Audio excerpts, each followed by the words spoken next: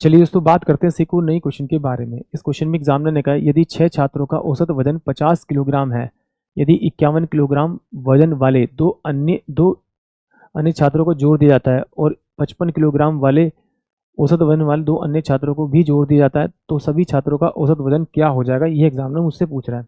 यानी एग्जामिनर ने सिंपल सी फॉर्म में कहा है कि भाई टोटल शुरू में 6 स्टूडेंट थे, उनका औसत वजन जो था 50 था। अगर इनको मल्टीप्लाई करूं तो टोटल जो वजन था उन सबका वो कितना 300 किलोग्राम था।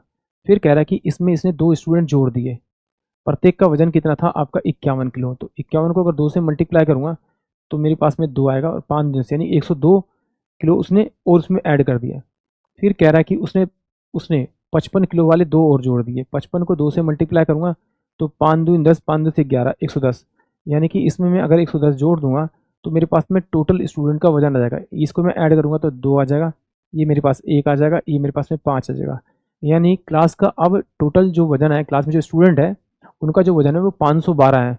बट क्लास के अंदर स्टूडेंट जो है वो 6 थे पहले, 2 51 वाले हैं और 2 55 वाला है, तो यानी कि 4 और आए, यानी कि 10 आ गए।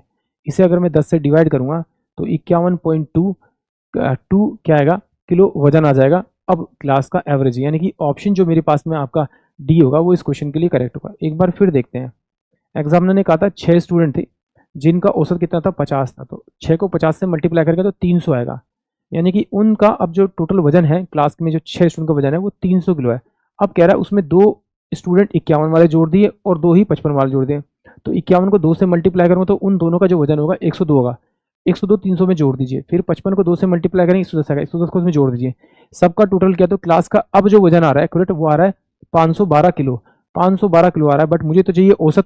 तो total number of student class में कितने, 6 पहले थे, 4 और आगे 10। तो 10 से भाग करूंगा तो 51.2 किलो आएगा क्लास का औसत। यानी कि ऑप्शन डी जो होगा वो इस क्वेश्चन के लिए करेक्ट होगा। आई होप आप सभी को क्वेश्चन समझ में आया होगा।